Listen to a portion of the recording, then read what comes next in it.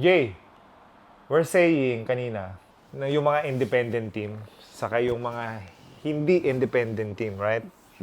So far, ang independent team is Phoenix, Converge, and Rain or Shine.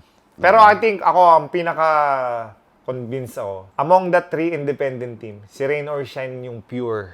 What do you mean by pure? Paki-explain. I think ibig sabihin, No one can control yeah, them. they're their own identity. Walang ibang nagkokontrol sa kanila. So do you agree with me? Yeah, I think so. Kasi yung iba question mark din eh. Yeah, kasi very questionable yung mga approach nila sa mga trades, 'di ba? Tama ba? Doon mo makikita eh.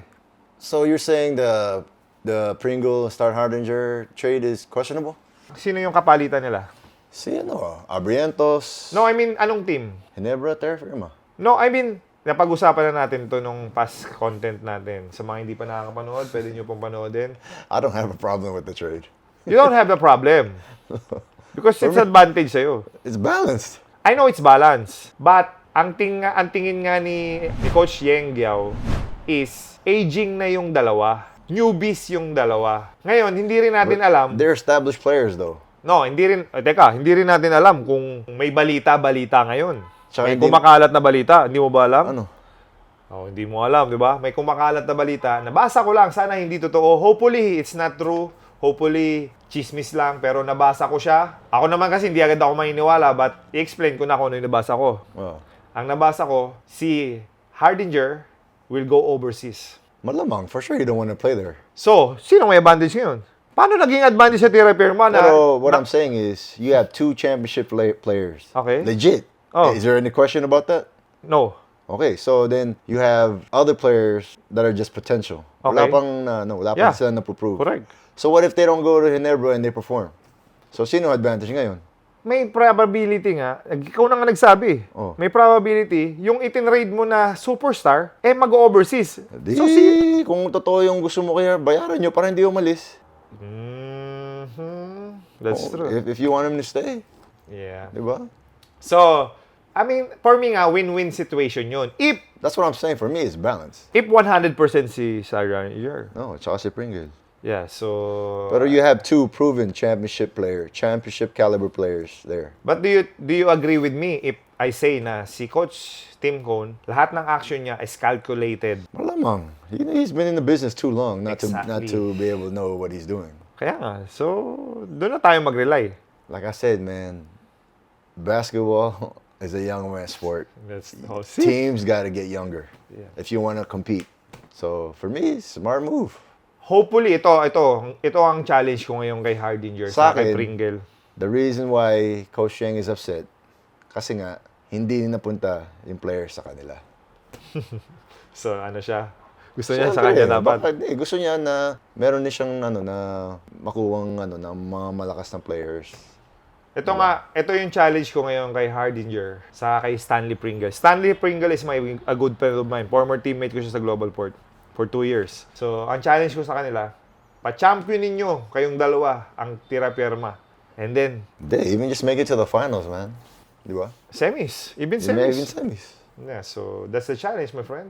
So, tapos na tayo if ano yung independent team. Ngayon, tanongin kita, Mr. Helderbrand, may advantage ba ang may farm team? Of course.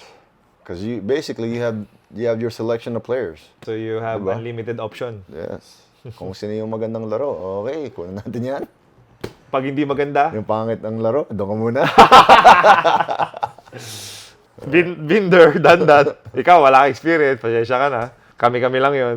Tama ka. If maganda laro mo, you stay. If na-injured ka, or hindi maganda yung performance mo, Doon ka muna. diyan ka muna. Pag maganda ka na uli yung laro mo, Anong tawag doon? Demoted. hindi, ganito kasi yung senaryo ko. Pure Foods, maganda laro. Rookie of the year, yeah, nag-perform. Second, na-injured. Okay? Nalipat sa Ginebra. Hindi ako nakapag-perform sa Ginebra. To be honest. Kasi galing injured ka pa injury. dun eh. Nilipat ako ng Barako Bull. Oh. So that's the farm team before Barako Bull. Now, nag-perform ako sa Barako Bull. Saan ako napunta? San Miguel. San Miguel ngayon. Alright? Na-injured ulit ako sa San Miguel. Bumalik ka na naman sa... Nabalik ako sa Barako Bull. Tapos, pagbalik ko ng Barako Ball, kinuha ko ng Global Port. Global Port And then, naman. Yun yun na. na yun. So, palipat-lipat na. Tapos nag-retire ka na. Ano ngayon ang disadvantages? Ang ano pala, may advantage ba? Ang independent team, Ang independent team may advantage ba? advantage nila, wala na napokontrol sa kanila. Mas ano sila, mas pure yung tingin ng mga ibang fans sa kanila. Yung fan base nila is pure din. Tama? Kung meron silang fanbase. Meron yan, for sure. Rain or Shine has been there for a long, long time. Yeah, pero May James siya pa sila. Yeah, Diba? pero- So, meron pa rin yan, kahit pa paano. it's not like, I guess, Ano naman disadvantage? So, wala. disadvantage. You don't get the pick of the litter, man. walang ano. Diba? Walang You have to- limited option. You have to live with the players that you have. Yeah, limited option, my friend. So, yun yung sinasabi ni Coach Yeng. Pero It if takes- anyone can make a team work, it's Coach Yang, man. Yeah. I've seen him make turn players that are, ano parang, rough. Oh. Hey, he turns them into diamonds. Pero sinabi niya nga, parang sinabi niya yung specific word na times 5 yung hirap niya kaysa sa ibang team. Bakit sa tingin mo, hindi siya pumupunta sa Talking Tech, sa San Miguel, Ginebra? Pwede siyang maging Ginebra coach dati, no? Pag naging Ginebra coach si Coach Yeng Yao, no? Di ba? Pero bakit kaya? Ano sa palagay mo ngayon? Sa tingin mo, loyalty ni Coach Yang? I think loyal si Coach Rain or Yang. Shine. Yeah, loyal siya. Loyalty yan. Kasi, grabe din kasi yung loyalty ng Rain or Shine sa mga players nila eh. Like Gabe Norwood. Yeah. What? Gabe Norwood's been there what? Kay Bo. Tagal na. Bo Belga. Bo. Yeah, di ba? Palagay mo, yung Rain or Shine, may possibility ba sa future magaya sa Alaska? Na yung Alaska kasi, pure independent team din yan. Paano yan? Pag lahat ng independent teams umalis na. Hindi dalawa na lang maglalaban. Yun lang. Yun lang. Kung sino mananalo, pwede pa rin, di ba? Boss Ramon ako. Ikaw. Siyempre. Alright. Okay. Nasagot na natin kung Converge ba is considered independent team. I think for me, independent team din sila. Go. Converge? Yeah, kasi Alaska yan dati. Yeah, Diba? sila yung pumalit, I think. Kaya I think, saka, ang lakas ng lineup nila, may Baltasar sila, may Aranya sila, nakuha nila yung first pick, di ba? So I think they will compete this coming Yeah. PBA That's, season. Baltasar is a good player. Yeah. Last question. So yung hinaing ni Coach Yeng na 5 times siyang kahirap bago mag-champion, mahirap manalo dahil ganito, hindi transparent yung nangyayari sa league, medyo unfair sa kanila. Totoo ba lahat ng sinabi ni Coach Yeng? Yeah. Just to make a long story short, matagal naman ganyan eh. Bakit walang action sa palagay mo? That's the question that everyone wants to know. Hindi rin namin alam sagot, mga amazing. But kung may comment kayo, mag-comment kayo kung ano yung sagot nyo. I think, ako nga kasi, gusto ko nga gawin before, drop pick, 100 players in the drop. Mauuna si Rafael, last si Ginebra. Bakit last kami? Last kayo, lagi kayong champion eh. Hindi namin kasalanan yun. Yun nga yung gusto kong mangyari ngayon. Drop pick, 1 to 12, 1 to 12, 1 to, hanggang maubos yung 300. Kahit anong gawin. Ganto. Lahat ng players. Si Coach Tim Con. Coach Tim Con, pag nag-champion sa uli sa ganung format. Oh. Kunyari, di ba, drafting. 1 So hanggang you 12. want to just Reboot. reboot everything. Just Exactly. start. Ngayon, pag nireboot mo, si Junmar ay nasa Terapirma. Sure, number number 1 one yan. draft pick. Oo. Junmar. So, si Scotty Thompson, mapupunta siguro sa top 5. Or, I'm not sure. Basta, pag nireboot mo, ngayon, si Coach Tim, pag nag-champion pa uli si Coach Tim, greatest of all-time coach na siya. Dahil, nireboot mo na eh. It's not gonna happen. Siguro naman si Coach Yeng hindi na magrereklamo nun. Na nasa kanya na siya na yung pumili ng 15 lineups niya sa 300 na players. Yun na yung magaling na coach. Ibig sabihin, balance na yung team. Tama, magiging balance, hindi. Correct me if I'm wrong. Sagot to. Yeah, for sure. It's gonna be balanced, pero I mean, that's not gonna happen. Yun nga lang yung paano ma-reboot yung buong league. Yun lang yung suggestion ko. Kung mali ako, di at least I tried. Yun yung opinion ko. Ikaw, may naisip ka ba? Paano ma-reboot or magiging balance yung league? Wala, di ba? Kasi yun, wala nang Pero ano yun. yung sinasuggest mo is impossible. Di mo pwedeng... But doable. Paano doable yan? Marireboot nga eh. Yun nga Paano yung... nga? You're just basically, yung mga contracts, tatanggalin mo lahat ng contracts. Di ba? Reset nga. Lahat. Kaya nga. So, that's impossible kasi everyone has a contract. You can't just erase the contracts and just start over. Hindi ganun yun eh. Yeah. Pasensya na mga amazing. Medyo magulo.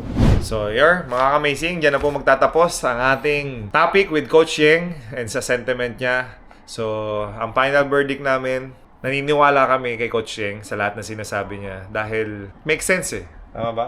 Do you agree with me? Yeah, so Coach Yeng, maintindihan ka namin yung mga sinasabi mo, honest opinion namin. You are correct. We agree 100%.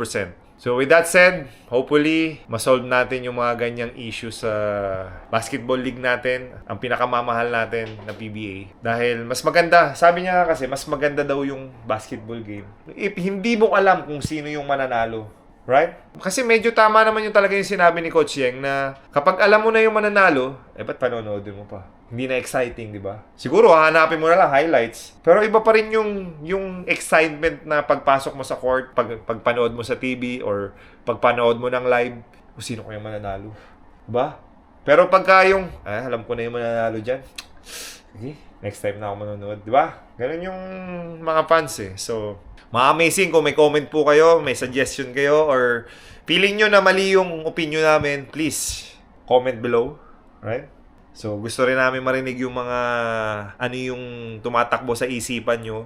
Saka kung ano yung mga feeling nyo na pwedeng gawin para mas gumanda yung PBA Basketball League natin. Right? So, yan na po nagtatapos ang ating mga content for today. And special shoutout kami mga ka-amazing. Of course, sa Cylon Tire and Beast Motorcycle Tire. The official tire of the PBA Moto Club. And also the GameX Sports. Amazing and exciting first and original online basketball ending sa Pinas and licensed by Pagcor. And pag lumabas ang lucky number nyo sa basketball game, mga amazing, yung 20 pesos magiging 1,400. So ganyan po yung game ng GameX. Pwede mo ilagay ang lucky number mo per quarter, mga amazing. Kaya every quarter, sobrang exciting yung game. So patapos pa lang yung first quarter, mararamdaman mo na yung excitement kung tumama yung iyong lucky number. So sa bawat tapos, first quarter, second quarter, third quarter, fourth quarter. So, di ba, mga amazing, nakaka-enjoy laruin yung GameX. And of course, mga amazing, always don't forget To play responsibly. yes, and always stay Amazing. PBA Moto, PBA Moto Club, PBA Moto, PBA Moto Club. Find me in the fast lane, pipe on blazing. See us going by and they yelling. Kapag ako'y tumira, pasok lagi ang shoot. Maki ang pang-aeroplano, ang bilis ay go. Swabe ang galawan, mala para sobrang smooth. Arangkada ko'y pasabog, tunog sa